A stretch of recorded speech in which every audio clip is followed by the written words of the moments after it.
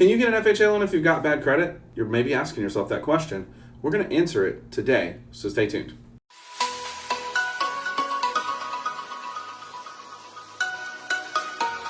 Hey, what's up? It's Channing. I'm the owner of Bayou Mortgage. Like I said, can you get a home? Can you buy a house? Can you get a mortgage, specifically with FHA, if you have less than perfect credit? And I believe you can. So let's dive in.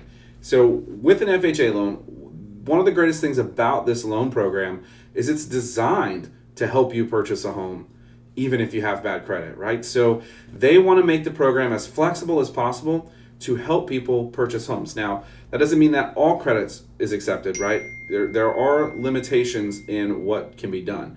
But FHA does allow you to purchase a home even if you have bad credit. And so what they say is that if you have a 580 or above credit score, that you can purchase a home with them with a 3.5% down payment. If you have less than a 580, all the way down to a 500 credit score, you can still potentially purchase a home, but you're going to need 10% down. But that's only part of the equation, right? Because now we have to look and see, well, what's going on your credit report that's making your credit bad, and are those things killers for being able to purchase a home? And so first and foremost, the number one that gets people is if you have a judgment.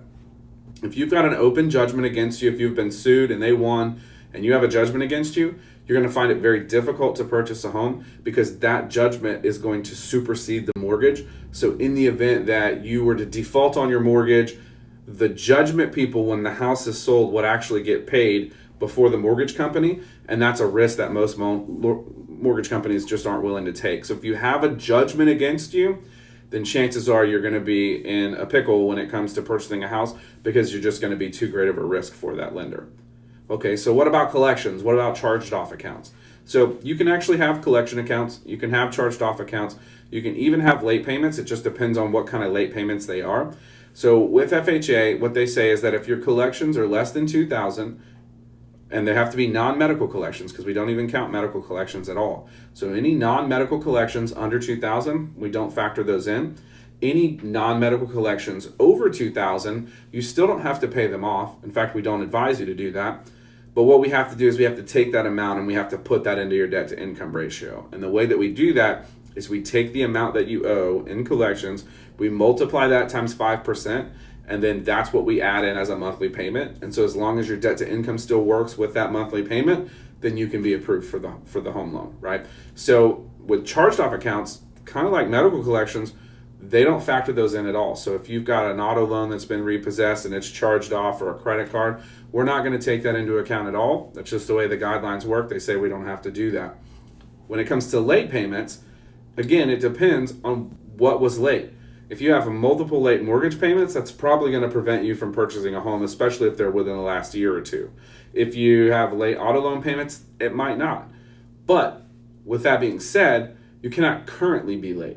So if you have current balances that are past due on any of your loans or credit cards, those balances will need to be caught up. You will need to pay those before you can go out and get a mortgage. So if that's you, then you need to focus on getting those balances caught up before applying for an FHA home loan. But FHA is very, very flexible when it comes to past credit issues. So we'll do whole videos on this separately, and I've actually got a video where I talk about how to buy a house after bankruptcy, but you can even get an FHA loan if you file bankruptcy. So a lot of times when you file bankruptcy or you go through the process of bankruptcy, it can feel like your credit will never recover, and they like to make you feel like, it's things are never going to be the same. But FHA allows you to purchase a home if you file bankruptcy. So typically, if you file a Chapter 7, which is the one where everything goes away, you're going to need to wait at least 2 years from the discharge date, and you typically get discharged between 4 to 6 months of filing that bankruptcy. So you need to wait 2 years, and then you can purchase a home. If you filed a Chapter 13 bankruptcy, which is the one where you have to make monthly payments, you need to make at least 12 monthly payments on time. You cannot be late. And then they can consider you to be able to get an FHA loan. There's just a longer, more in-depth process that has to happen. So if you had things like you're going to have to get with your trustee to make sure that they sign off on it, and there's a letter that they have to provide. We have to count your payments, right, into your debt to income ratio. And then again, you can't be late. It's also considered a manual underwrite, so you're going to need to be able to provide rent verification for the last 12 months. You're going to need mortgage reserves, which is 1 month of payments, and I have another video I can link here where I talk about mortgage reserves. So it is a little complex, but you can do it. Now, if your Chapter 13 has been discharged, it needs to have been discharged for a year to not be considered a manual underwrite. Now, even if you've had a foreclosure or a short sale, you can still purchase a home using FHA. It just has to have been 4 years from the date that it was finalized. So not the date that they started the proceedings, but from the date that it was finalized. So as you can see, FHA makes it pretty flexible to purchase a house even if you have past credit issues. And honestly, of the 3 things that lenders look at, income, credit, and down payment, we find that credit is the easiest one to fix and get around. So if you have any questions, we have a whole guide on how to fix your credit that you should check out. But if you like this video, please like it, please subscribe to the channel, and as always, I look forward to talking to you soon.